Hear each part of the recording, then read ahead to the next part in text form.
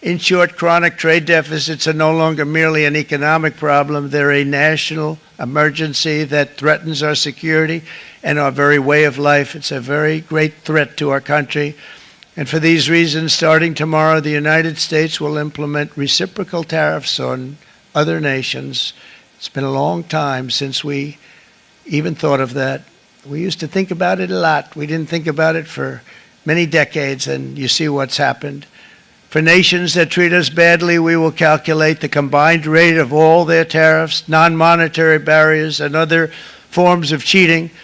And because we are being very kind, we're kind people, very kind. You're not so kind when you got ripped off with your salaries. My auto worker friends and my Teamster friends and all of the unions that typically voted Democrat, they're not voting Democrat anymore because worker, whether union or non-worker, they're for the Republicans now. That's what happened. 美方打着对等的幌子，对包括中国在内的多国输美产品加征关税，严重违反世贸组织规则，严重损害以规则为基础的多边贸易体制。中方对此坚决反对，将采取必要措施，坚定维护自身正当利益。中方多次强调，贸易战、关税战没有赢家，保护主义没有出路。中方敦促美方纠正错误做法，以平等、尊重、互惠的方式，同包括中国在内的世界各国磋商解决贸易分歧。美国单方面加征关税，违反世贸组织规则，损害的是各国人民的共同利益，也无助于解决美方自身的问题。大家看得很清楚，越来越多的国家反对美国加征关税等单边霸凌行径。はい、我が国からこれまでさまざまなレベルで我が国の懸念を説明するとともに、一方的な関税措置を取るべきでない旨、などを申し入れてきたにもかかわらず、米国政府が今般の相互関税措置を発表したことは極めて遺憾であります。WTO 協定及び日米貿易協定との整合性に深刻な懸念を有しております。どうすると表明していた国もありましたが、日本として報復関税についての見解。今般の発表を受け、改めて米国政府に対し、今般の措置が極めて遺憾であるのに伝えるとともに、措置の見直しを強く申し入れたところでございます。導入にあたり、米国側は日本の自動車や農産品の分野に非関税消費。今般の措置をはじめ、米国政府による広範な貿易制限措置は、日米両国の経済関係、ひいては世界経済や多角的貿易体制全体等に大きな影響を及ぼしかねないと考えております。石破総理からは、すでに米国による関税措置の内容や我が国への影響を十分に精査しつつ、引き続き米国に対して、措置の対象からの我が国の除外を強く求める。President Trump's announcement of universal tariffs on the whole world, including the European Union, is a major blow to the world economy. I deeply regret this choice. Let's be clear-eyed about the immense consequences. The global economy will massively suffer. Uncertainty will spiral and trigger the rise of further protectionism. The consequences will be dire for millions of people around the globe, also for the most vulnerable countries, which are now subject to some of the highest US tariffs, the opposite of what we wanted to achieve. The tariffs will also hurt consumers around the world. It will be felt immediately. Millions of citizens will face higher grocery bills. Medication will cost more, as well as transportation. Inflation will go up. And this is hurting in particular the most vulnerable citizens. All businesses, big and small, will suffer from day one, from greater uncertainty to the disruption of supply chains, to burdensome bureaucracy. The costs of doing business with the United States will drastically increase. And what is more, there seems to be no order in the disorder, no clear path through the complexity and chaos that is being created as all US trading partners are hit. In the past 80 years, trade between the European Union and the United States has created millions of jobs. Consumers across the Atlantic have benefited from reduced prices. Businesses have benefited from huge opportunities, leading to unprecedented growth and prosperity. And at the same time, we know that the global trading system has serious deficiencies. I agree with President Trump that others are taking unfair advantage of the current rules, and I'm ready to support any efforts to make the global trading system fit for the realities of the global economy. But I also want to be clear. Reaching for tariffs as your first and last tool will not fix it. This is why, from the outset, we have always been ready to negotiate with the United States to remove the remaining barriers to transatlantic trade.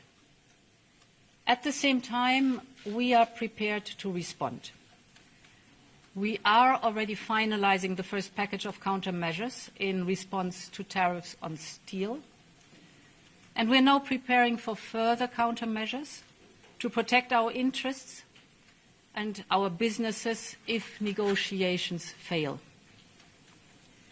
We will also be watching closely what indirect effects these tariffs could have, because we cannot absorb global overcapacity, nor will we accept dumping on our markets. As Europeans, we will always promote and defend our interests and our values, and we will always stand up for Europe. But there is an alternative path. It is not too late to address concerns through negotiations. This is why our Trade Commissioner, Maroš Šefčovič, is permanently engaged with his US counterparts. We will work towards reducing barriers, not raising them. I know that many of you feel let down by our oldest ally. Yes, we must brace for the impact that this will inevitably have. Europe has everything it needs to make it through the storm. We are in this together. If you take on one of us, you take on all of us. So we will stand together and stand up for each other. Our unity is our strength. Europe has the largest single market in the world, 450 million consumers. That is our safe harbor in tumultuous times. And Europe will stand at the side of those directly impacted. We have already announced new measures to support the steel and cars sectors. Last week, we limited the amount of steel that can be imported to Europe tariff-free.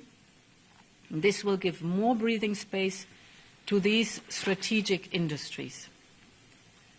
Now, we will also convene strategic dialogues with the steel, the automotive, and the pharmaceutical sectors, and others will follow.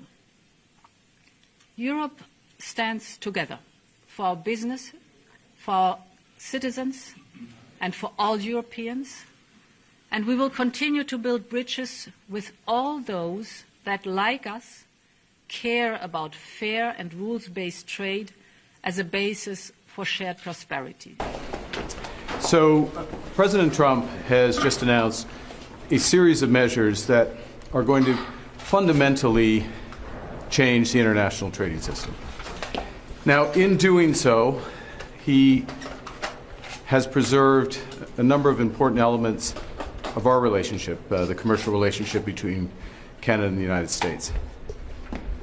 But the fentanyl tariffs still remain in place, as do the tariffs for steel and aluminum. As of this evening, the tariffs on automobiles will enter into force, and the U.S. has signaled that there will be additional tariffs in so-called strategic sectors, pharmaceuticals, lumber, and semiconductors. So we're in a situation where there is going to be an impact on the U.S. economy, which will build with time. In our judgment, it will be negative on the U.S. economy. That will have an impact on us. But the series of measures will directly affect millions of Canadians. We're going to fight these tariffs with countermeasures. We are going to protect our workers, and we are going to build the strongest economy in the G7. In a crisis, it's important to come together, and it's essential to act with purpose and with force. And that's the unilateral action that the Trump administration has taken today against every nation in the world does not come as a surprise. For Australia, these tariffs are not unexpected, but let me be clear, they are totally unwarranted. President Trump referred to reciprocal tariffs. A reciprocal tariff would be 0, not 10%. The administration's tariffs have no basis in logic, and they go against the basis of our two nations partnership. This is not the act of a friend. Today's decision will add to uncertainty in the global economy, and it will push up costs for American households. It is the American people who will pay the biggest price for these unjustified tariffs. This is why our government will not be seeking to impose reciprocal tariffs. We will not join a race to the bottom that leads to higher prices and